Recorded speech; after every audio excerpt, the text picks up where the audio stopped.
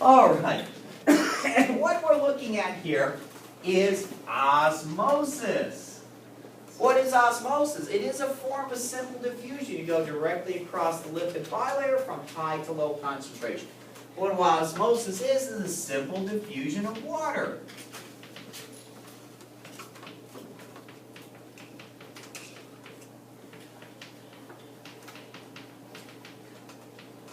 And of course, like all forms of simple diffusion, you go from high to low concentration. Now you may ask, water is small, but it sure ain't hydrophobic. That's absolutely true.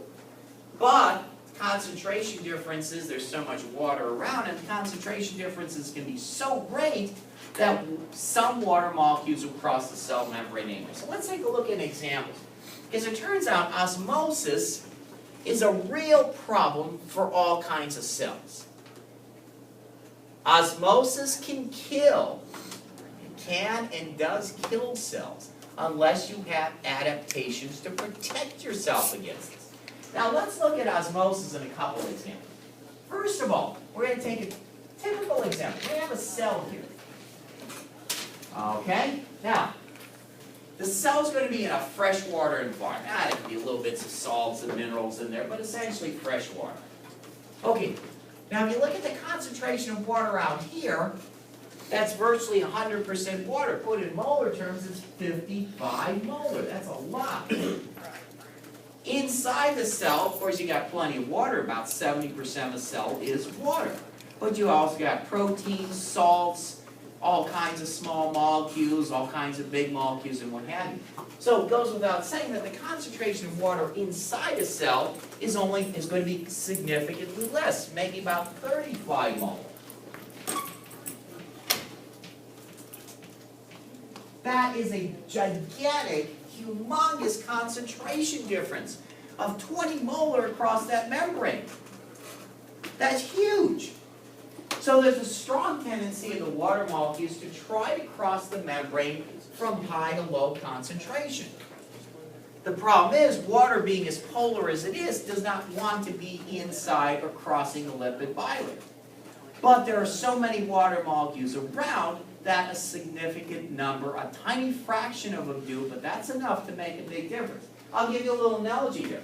Let's suppose you go down to Georgia, for instance, and buy the weekly lotto ticket. Your odds of winning the jackpot that week are far less than your odds of getting killed in a car wreck driving to the place in Georgia and back. I mean, they're literally millions to one. So the odds that you're going to win the jackpot are very, very slim. But in a typical week, there may be millions of people buying lotto tickets. The odds that somebody's going to win, not you, are actually fairly significant. Yeah, don't you wish, right? Yeah. So the odds in a typical week, many times the lotto jackpot gets won in a particular week.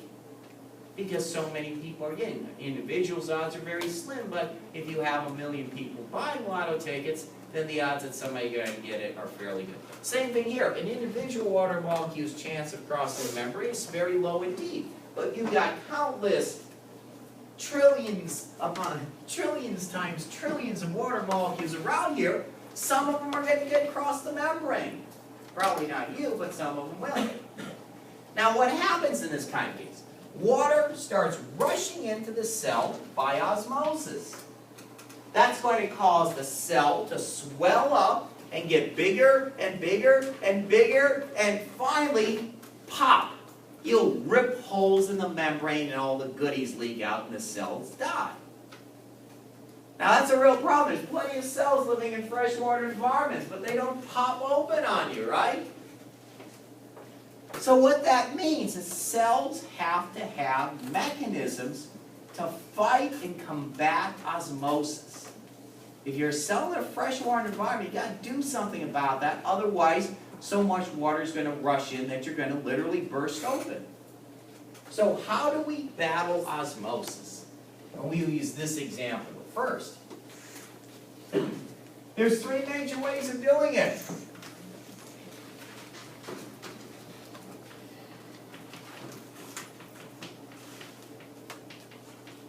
Okay, you're fighting osmosis. It's a battle of life and death, because if you don't fight osmosis, or you lose, you're going to die. You're going to burst open at the seams. So, several ways of doing it. One of them is this. If water is rushing into the cell by osmosis, suppose you pump water out of the cell as quickly as it comes in. That's one way of doing it. The problem is, and that many single-celled protists do that indeed.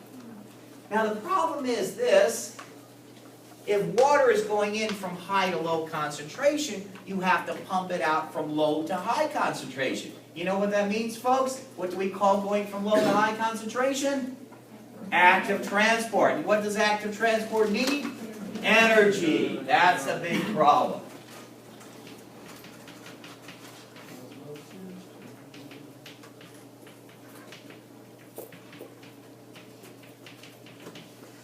Problem is, it uses lots of energy.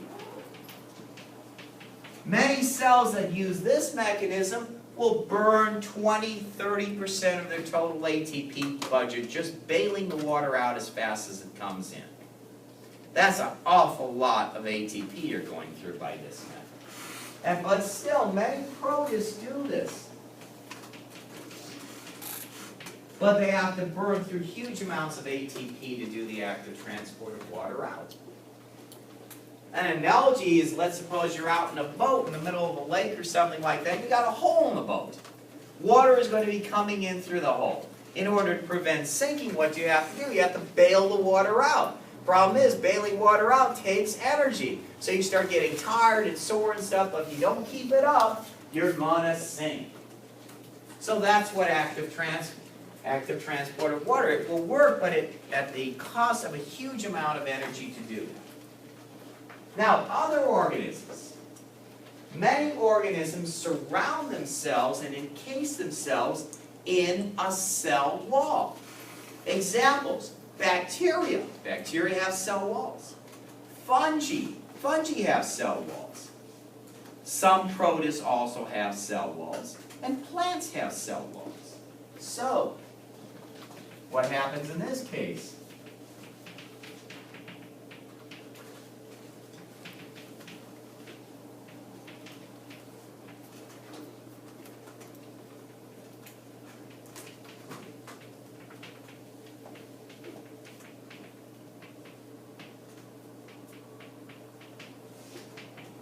Well, it turns out the cell wall is not going to stop water. Cell wall is porous as a sieve to water.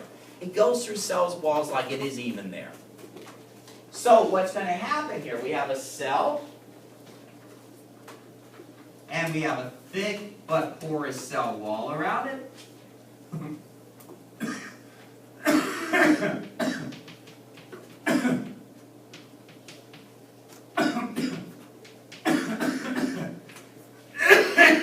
Water's still going to go into the cell by osmosis. But in this case, the cell cannot expand. It's inside a cell wall that's volume cannot increase. So what's going to happen? As water pours into the cell can't increase its volume, so what's going to happen is pressure is going to build up. And eventually you'll get so much back pressure inside that cell that the pressure starts forcing water out and eventually reach an equilibrium point. Water is still diffusing into the cell by osmosis, but pressure is forcing water out, and you finally reach a balance point. So in this case, we can say water goes in,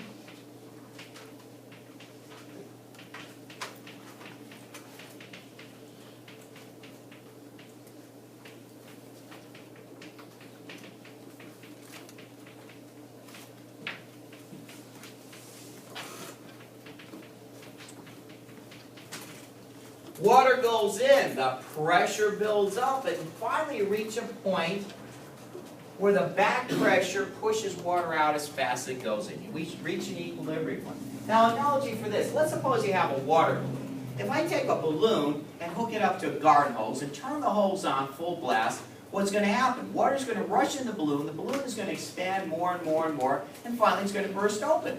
That's just like what would happen with a cell in a freshwater environment if it doesn't have any defenses. Now, let's suppose, on the other hand, I take that water balloon, I stick it in a pipe, which is a narrow opening, stick the neck of the balloon out that opening. Now I stick it connected to the garden hose. I turn the water on full force, water goes into the balloon, but the balloon cannot expand, it's inside a pipe. Eventually the pressure builds up and the back pressure becomes so great it exceeds the pressure from the garden hose and you reach a balance point. It's under a lot of pressure, but you finally reach a point where no more water can effectively go in. Now it turns out remarkably the pressure inside cells that do that is often hundreds of pounds a square inch. In other words, tens of atmospheres. That's a serious amount of pressure. I've seen this, saw this cool video where somebody took a plant cell in a freshwater environment, zapped a little hole in it with a micro laser, and you could just see the cytoplasm squirting out of that hole, telling you that was under intense pressure. So that's another mechanism of doing it. And we say plants, bacteria, and fungi do that. Now an interesting thing, antibiotics like penicillin and stuff, they work, those types of antibiotics work by inhibiting an enzyme that's involved in the synthesis of cell walls. So at least sensitive bacteria, if they're exposed to penicillin, for instance, they can't make cell walls properly. That by itself does not kill the cell. What does kill the cell is osmosis. Now those poor bacteria with no other mechanisms to fight osmosis, those poor bacteria cells are now helpless. Water rushes in and they burst open and bye-bye bacteria. So that's a second mechanism of dealing with osmotic stress. Now, a third mechanism, which is done by most multicellular animals, including ourselves, is this.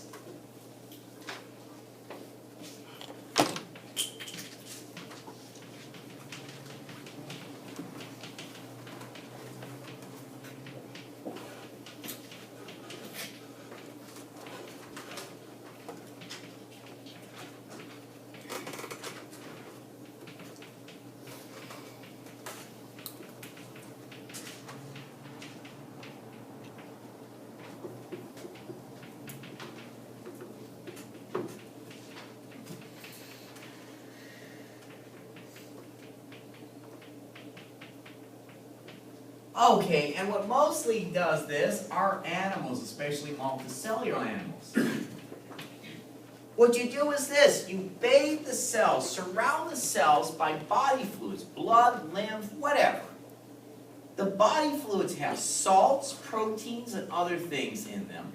And the concentration of water in those body fluids are about the same as the concentration of water inside the cells.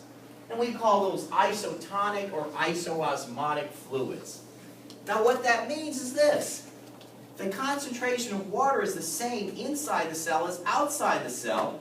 It means there's no net movement of water. Yeah, some water goes in, but some water goes out, and it evens itself out.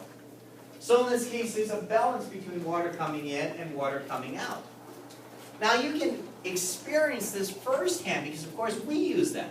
Our cells do not have cell walls around them. Our cells do not actively transport water. Nikki, you got a question?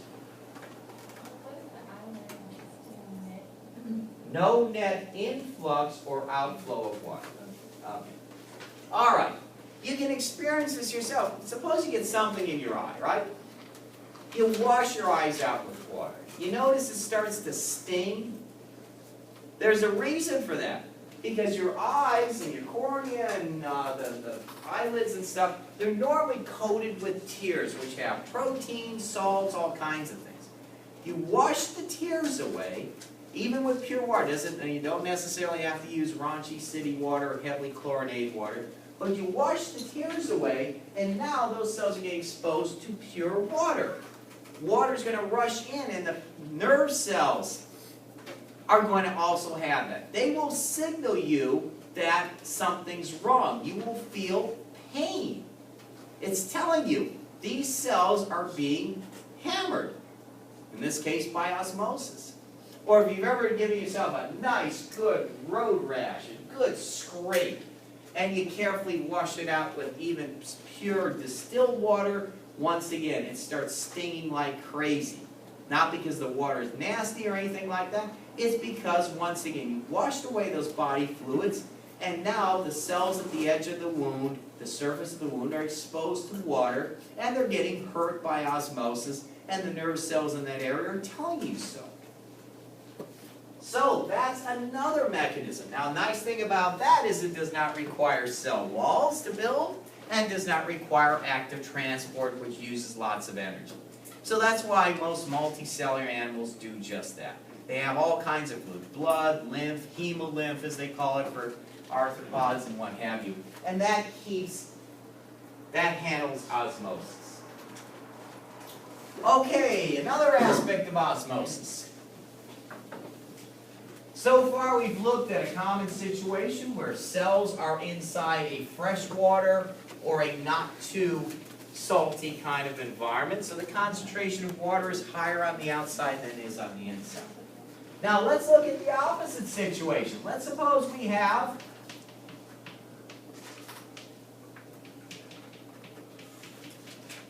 a situation where the concentration of water inside the cell is higher than what you have on the outside the cell. In this case, osmosis will cause water to diffuse out of the cell. That means the cells start to shrivel up, and eventually, if you lose too much water, molecules like proteins and stuff start sticking together, and the cell dehydrates and dies. So it shrivels up and dies on you. Now, where do you find environments where the concentration of water is low? Examples: extremely briny, high salt environments.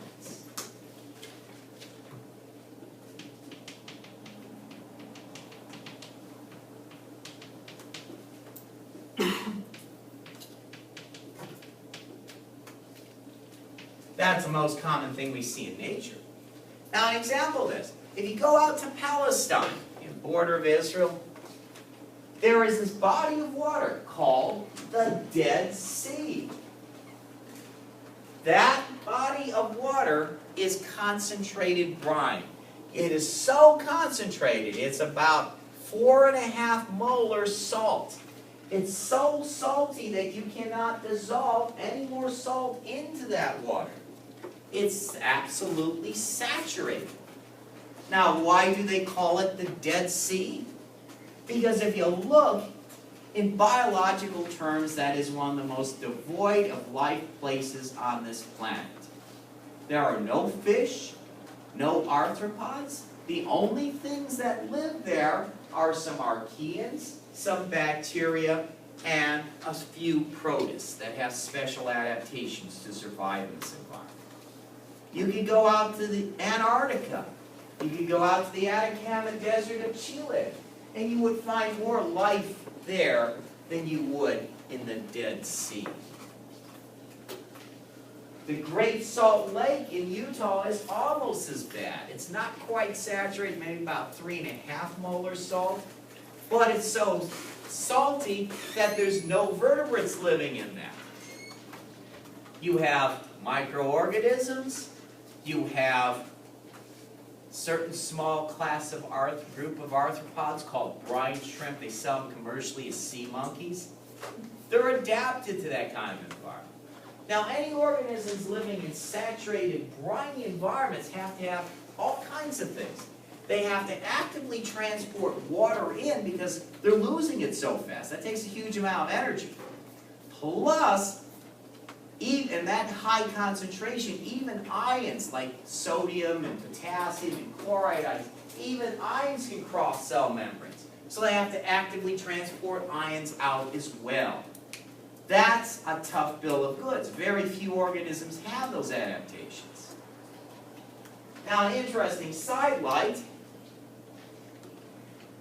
at least those, not the current one yet, but the last couple Mars rovers, one's still in operation, Atlanta and Mars, one thing they found clear-cut evidence of water-deposited sediments. I mean, basically sandstone. As a matter of fact, the new rover found what looks like an ancient stream bed with these, what they call conglomerates, rocks embedded in like a sandy, fused sandy matrix that you find commonly around here. So they said, hey, we just ran over a long, dried-up stream bed. Okay, well, at any rate, one of the things they found, one of those Mars rovers found, is that that water, based on the minerals and stuff, was loaded up. That water must have been nearly saturated brine. It was extremely salty, and not so much regular table salt, but it was high in sulfates. Magnesium sulfate, Epsom salts, calcium sulfate, and a whole bunch of other things. And some of those are even more soluble in water than regular salt. They estimate that when those rocks were deposited in the environment, it was so salty that nothing on this planet would be able to withstand that much of a salty environment. Now, of course, if you grew up on Mars, you're probably going to have to adapt to something like this. There's a question about that. No Earth organism could have withstood living in some of those environments that we have found ancient in the past on the Martian surface. But if Martian organisms ever arose, could they have adapted? Quite possibly. We don't know yet. But anyway, that's a real problem. Saturated salt water. And salting food was a good way of preserving. That's why people preserve food with salt. Think of the days of the sailing ships. Most of our ancestors, whether it was voluntary or otherwise, came across in sailing ships. It could take 1 to 2 months across the Atlantic. 3 months if your ancestors came from Africa. That's a really nasty trip, even under the best of conditions. So, food was a real problem, because food would spoil. You took flour and biscuits and stuff like that, but you need something else. So the only way you could keep meat on board, they didn't have refrigeration those days, was to salt the heck out of it.